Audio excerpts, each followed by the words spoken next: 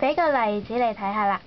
咁呢一句咧就係I was really angry when I found out I had been tricked， 即係咧我發現我俾人整蠱嘅時候咧，我好嬲。咁樣其實咧，你睇完呢個句子咧，你係感受唔到我有幾嬲噶嘛。就算你喺呢度加 I was really really really really angry， 咁你都係會感受唔到佢有幾嬲。咁可以點樣改咧？咁就係可以咁樣變啦。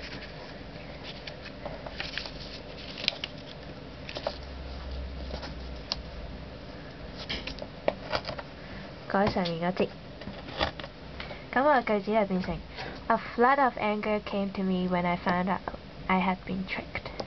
咁呢個頭先 A flood of anger 咧，就係頭先我哋喺個 list 嗰度揾到出嚟嘅。咁讀者咧就即刻可以感到呢句句子好傳神，同埋好貼切，佢就會感受到你嘅 anger 啦。咁再俾多句句子大家睇。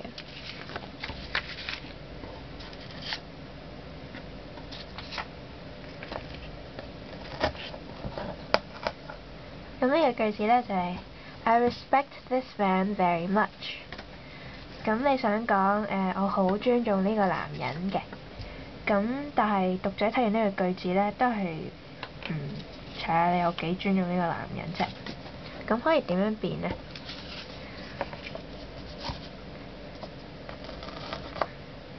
咁就可以變成 He is a man whom I have an ocean of respect。咁讀者咧就會更加可以喺你嘅立場、你嘅角度嗰度睇到你有幾尊重呢個男人啦。咁更加有感染力。不過有一個留意嘅地方咧，就係呢一類嘅字咧，喺同一篇文嘅時候唔可以用超過2次啊。最好就用1次，唔好多過2次啦。因為你用得太多嘅時候咧，人哋就會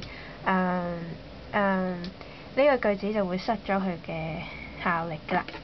咁呢個方法咧有咩要注意嘅地方咧？就係個 key 咧，就係你嗰個 tangible nouns 同 intangible nouns 嘅時候咧，你感覺下邊個 combination 可唔可以帶出一個好強嘅 image， 咁就得㗎啦。咁就冇話有冇啱同唔啱嘅，咁就你覺得個 feel 同埋 work 就 OK 㗎啦。咁你會發現咧，某一類節嘅字咧係會容易啲做出一啲好犀利嘅效果嘅。咁譬如我就會發現大自然嗰類字啦，就會做出更加強勁更有感染力嘅效果。咁我遲啲咧會再 upload 多啲關於改善英文嘅 video 嘅。歡迎你上嚟我個 blog 睇，係nopainenglish.blogspot.com。